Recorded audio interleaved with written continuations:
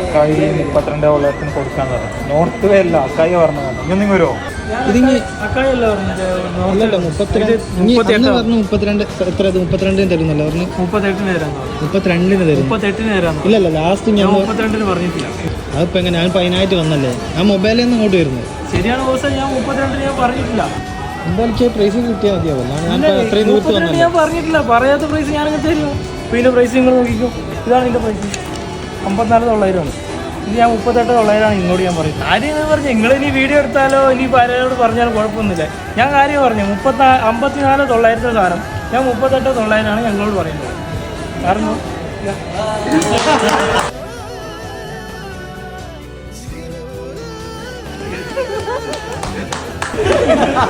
Happy birthday.